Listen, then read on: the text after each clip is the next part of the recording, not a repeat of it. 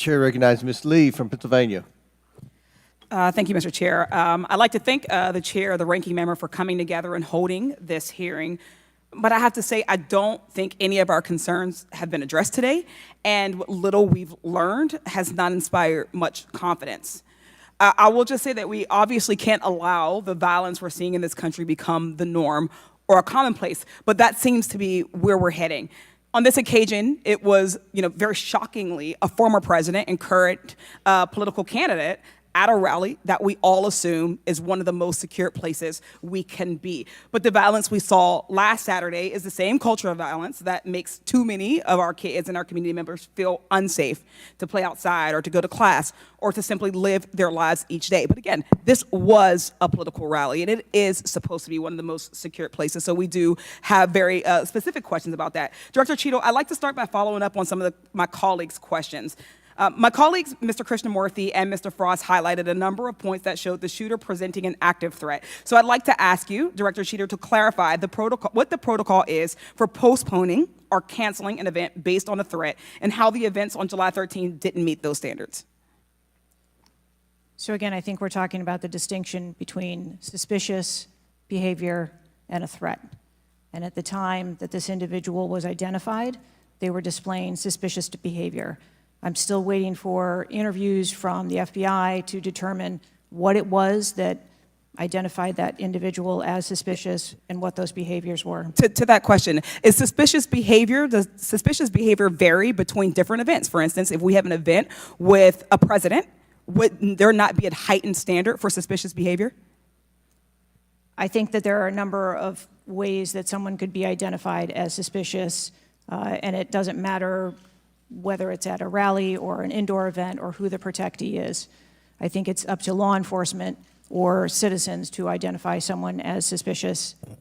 Okay, thank you. According to the Associated Press, at least 6 different agencies, including 2 sheriff's office, local police, state police, as well as fire and emergency rescue officials, were involved in securing the rally in Butler. When there are so many teams that are collaborating, who takes the lead and how is that determined?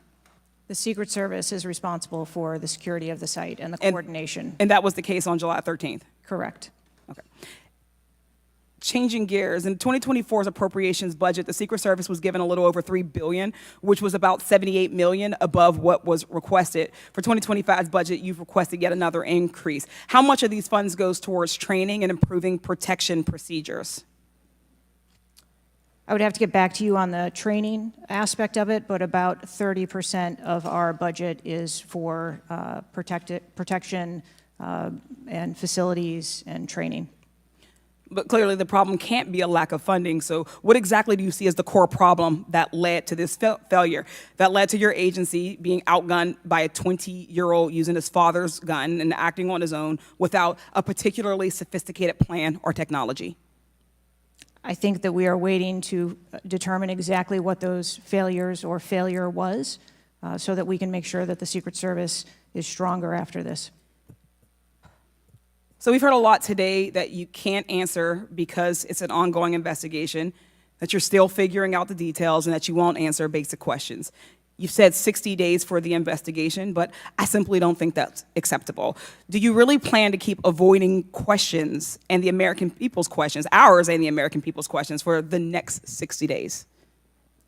I'm not avoiding questions. I want to make sure that I am providing factual and accurate information. Certainly, but is there no in-between, right, between what is obviously a fact and what you can surmise from the details that you already have? I assure you, when I have a full and complete report of what took place on that day, I will certainly come back and make that available. Certainly. Studies indicate that the United States is experiencing increasing levels of political violence and tension. Does the Secret Service see increasing political violence as a threat to its work? And if so, how is the Secret Service adapting its strategies and protocols to account for increasing political violence? We are constantly evaluating the threats that we receive and monitoring that, and we make adjustments on a daily basis to our protectees based on what those threats are and what actions we need to take. Yes or no? Do you believe that stricter controls on the availability of assault weapons would make it easier for the Secret Service to fulfill its missions of protecting public officials? I think the Secret Service is tasked with providing a safe environment, which is why we put into place a number of mitigation factors. Certainly, but do assault weapons make it easier or harder for you to do your job? I think that any weapon makes it difficult for us to do our job. Okay, I yield back. Chair now recognizes Mr. Donalds from Florida.